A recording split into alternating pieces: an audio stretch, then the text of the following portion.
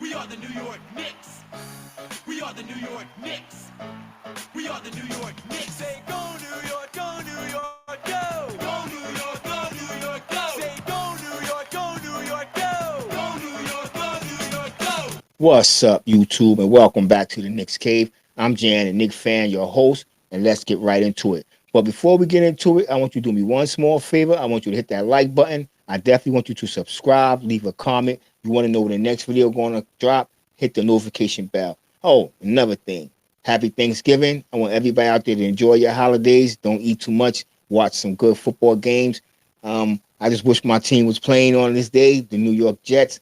Zach Wilson, he let us down. All right, enough of that. Let's get into this. You know what I'm saying? Y'all seen the thumbnail, Quentin Grimes. Tibbs is starting to show more confidence. And I'm not going to say that Tibbs is starting showing more confidence. I think more confidence. And excuse me for a second.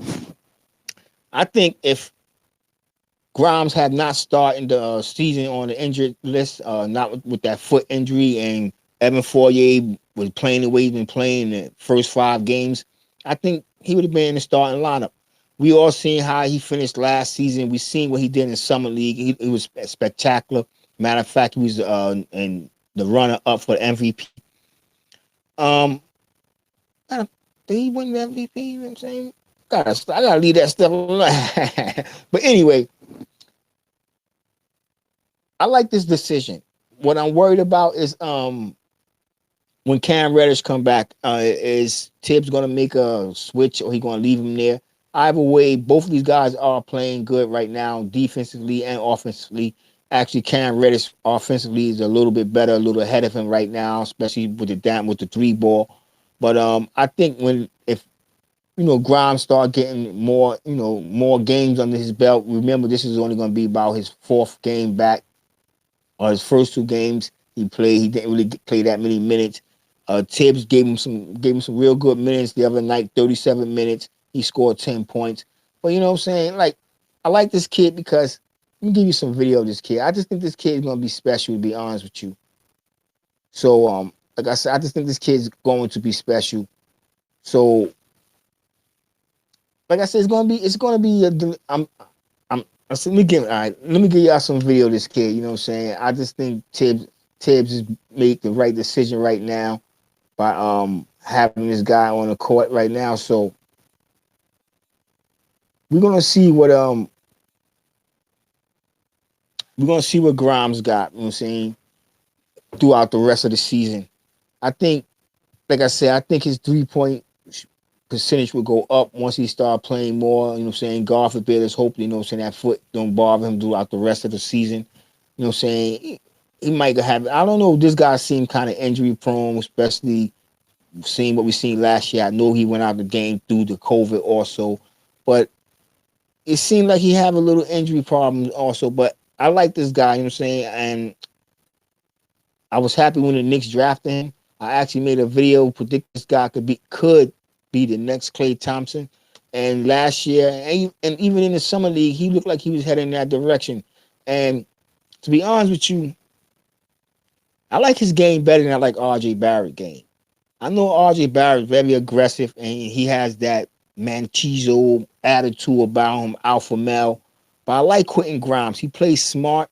His layups, he looked good on his layups. He can hit the 3 ball. Right now, he's shooting at 22%. Like I said, I think as the season go on, his percentage will go up. But I like this kid game, especially in college. You know what I'm saying? With the Cougars in Houston, he went from being a point guard to shooting guard. First season, he didn't score that much, but that second year, he came back. He was putting up some points. And I think if Tibbs would give this guy the opportunity, what Tibbs really need to do is start calling out plays. I want to see Tibbs call out more plays for the big men. Like when we was playing against OKC, they was short a big man, and they didn't really have a blocking center in there that can really put any pressure on it with the drivers. And I think Tibbs should have been running more plays for Mitchell Robinson or Jericho Sims or even Isaiah Hartenstein. Even one of them bigs should have had double figures that night. I think Jericho Sims got it, but it was basically from him getting the ball and being aggressive enough to go put backs. You know what I'm saying?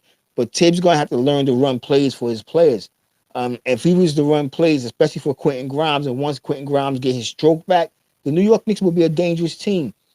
I know a lot of people still worrying about our superstar, but not a leader, Julius Randle.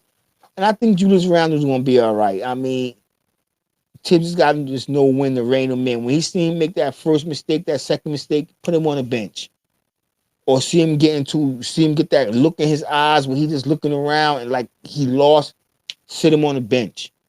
That's what Tibbs got to do. You know what I'm saying? We see that every game that Julius Randle start, there's somebody sitting over there, he's meditating. You see him messing up, sit him on the bench. Bring that meditated guy back over there, hit him for a few seconds, send him back out there. You know what I'm saying? If that's what he's doing it before the game. So it's not like nobody's not seeing him meditate. But we got to keep Julius Randle on track. And I hate to say it, you know what I'm saying? Because if he came across my video, I don't mean to be disrespectful. It's like, ACDC, you know what I'm saying? How that go, like he lose focus. We got to keep him focused. You know what I'm saying? And Julius Randle don't stay focused for the 48 minutes of the game. He barely do in the first quarter for 7 minutes. But I'm not going to lie, I think he's a very important part of this team right now going forward. And if he can just focus, man, Julius Randle will be a good player. All right, let's get to that.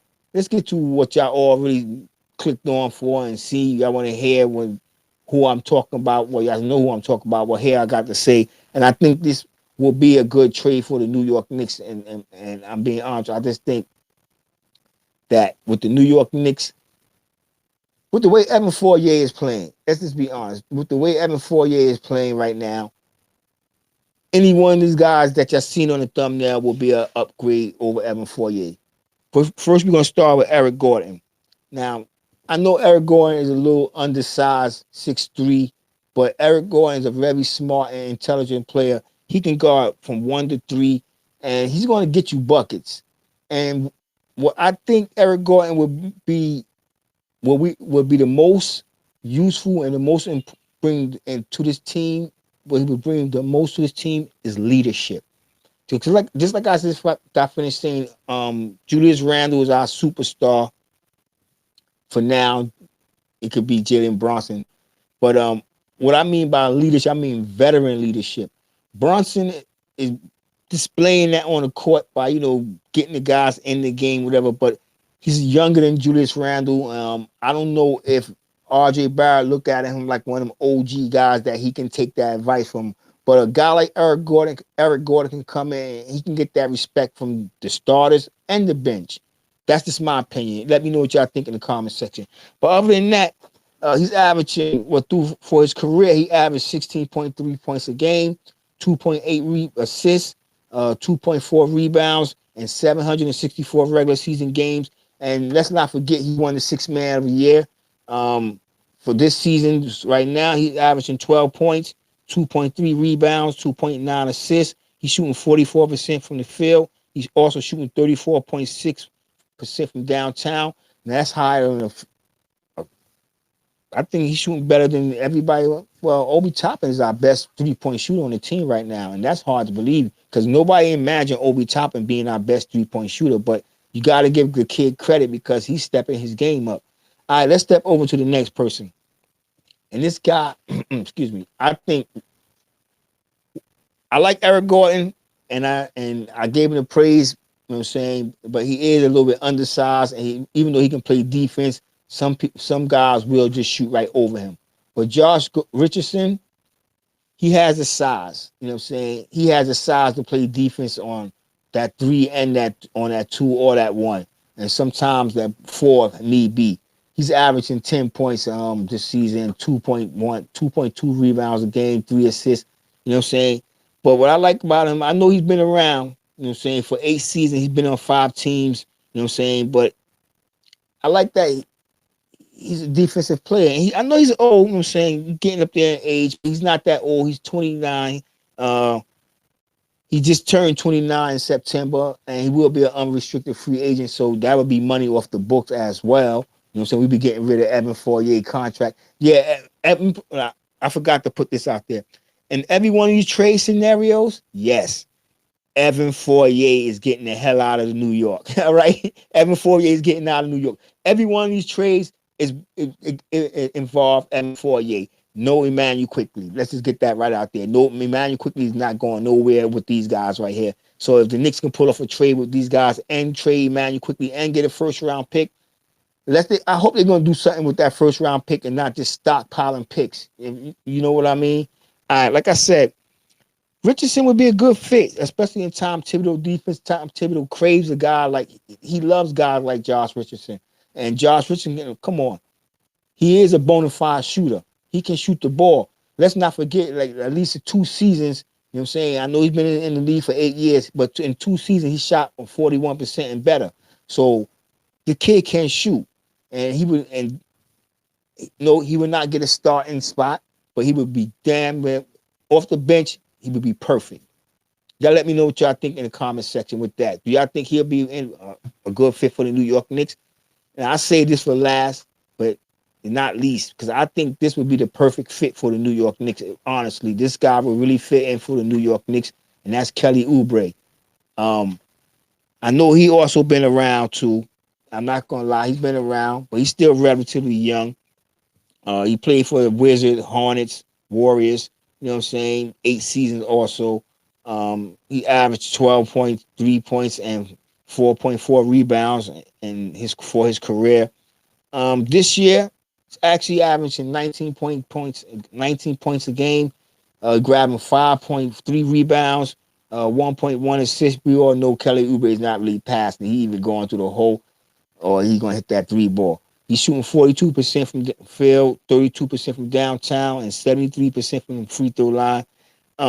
Like I said, he moved around a lot because, you know what I'm saying, you could call him the nomad of the NBA, but because he's not consistent. Let's just get that right out there. He's not consistent enough to stick with one team. But he is a good player. And with the New York Knicks, I think he can find a home here. I'm gonna be honest, you can get at least 1 or 2 years, good years out of him.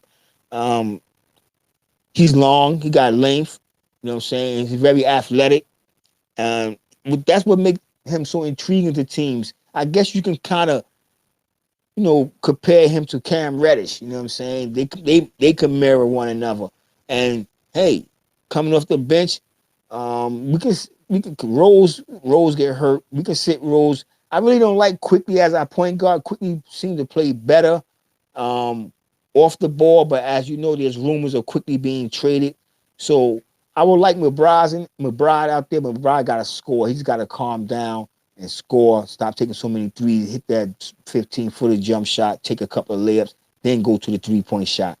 But he can run the floor, and he's a good defender. So imagine this: Kelly Oubre, which is a all right defender, but Cam Reddish showed that he can defend the ball. If we're gonna let Quentin Grimes start, and with McBride on the floor, where we could throw Kelly Oubre or even Cam Reddish as our shooting guard.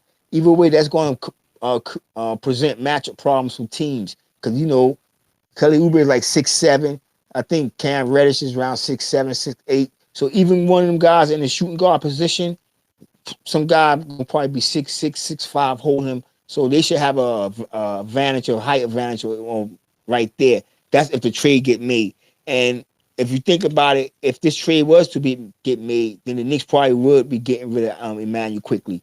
But either way, I ran this trade through the trade machine. You got to run everything through the trade machine to see if it works. You can't just come out here and look like a fool and just throw anything off the wall. And all of it work out. You know what I'm saying? Everything work out. You have to add a player over there with Kelly Oubre.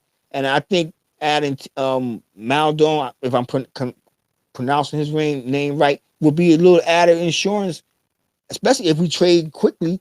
He's a point guard, so if McBride don't work out, he can come off the bench.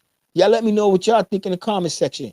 But with that being said, I want everybody to stay safe, stay healthy. God bless. And before I say peace, I'm going to say this one more time. Happy Thanksgiving. Peace.